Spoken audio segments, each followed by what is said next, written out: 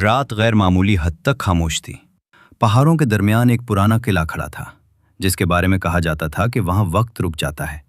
किले के अंदर एक कमरा था, जहां एक पुरानी मेज पर एक भारी किताब रखी थी, ऐसी किताब जिसे कभी किसी ने मुकम्मल नहीं पढ़ा। उस कमरे में एक वजूद रहता था। वो न मुकम्मल इंसान था, न मुकम्मल साया। लोग उसे निगहबान कहते थे। सदियों पहले इस सरजमीन पर एक बहादुर जंगजू रहता था, जावीर।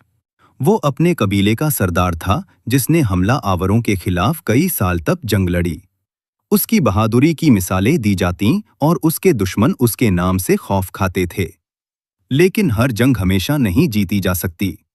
एक रात जब आखिरी जंग खत्म हुई, जावीर जख्मी हालत में एक झोंपड़ी में पहुंचा, जहां एक बूढ़ी औरत रहती थी।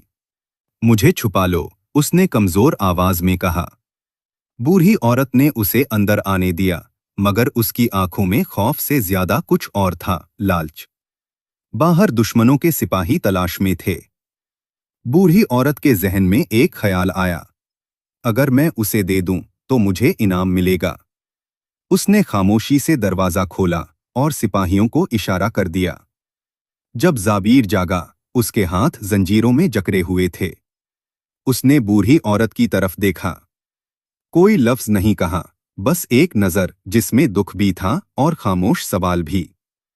उसे कैद करके दुश्मनों के शहर ले जाया गया। लोग हंस रहे थे, मजाक उड़ा रहे थे। लेकिन जावीर सीधा खड़ा था, सर झुकाया नहीं। हाकिम के सामने पेश किया गया। हाकिम ने कहा, तुमने हमारे खिलाफ जंग की, अब तुम्हारी सजा मौत है।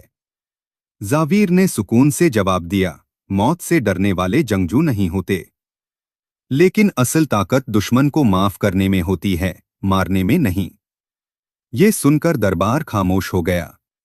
हाकिम ने कुछ देर सोचा, फिर कहा, ऐसा दलेर इंसान मरने के काबिल नहीं, उसे आजाद कर दो।